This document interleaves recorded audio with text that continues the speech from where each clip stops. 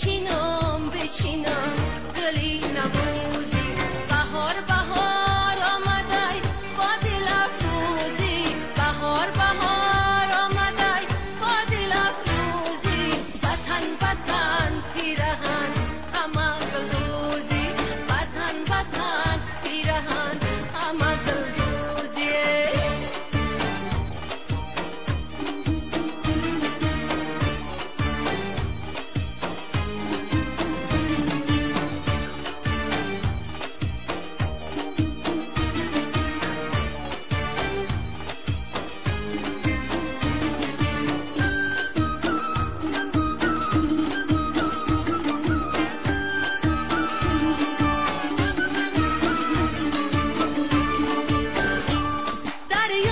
چی خوشگلی سیاه پوشتمی در فصل بهار ای غامی نکو بری بنا گوش خمی در فصل بهار خوش آن که زیغون چایی لبی یاری عزیز ای خوش آن که زیغون چایی لبی یاری عزیز با ناز و کرش مبوس خاموش جمی در فصل بهار با ناز و کرش مبوس خاموش جمی در فصل بهاره شینم شینم بشینم ایچی کشوزی چینم چینم بچینم گلی نوروزی شینم شینم بشینم ایچی کشوزی چینم چینم بچینم گلی نوروزی بهار بهار آمده با دل افروزی بهار بهار آمده با دل افروزی وطن وطن پیرهن همه گلدوزی وطن وطن پیرهن همه گلدوزی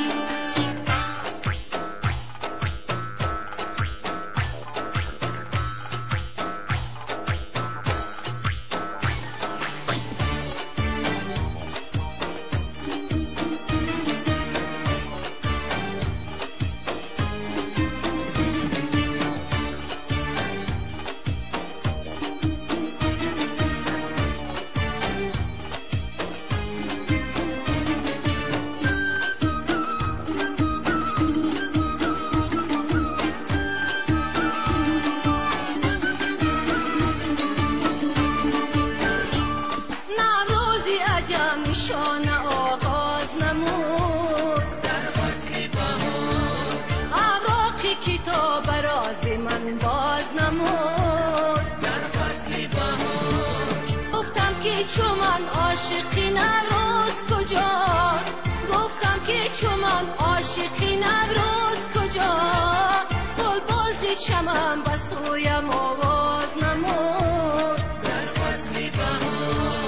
بلبل زی چمن به سویم آواز نمود در فصل بهاره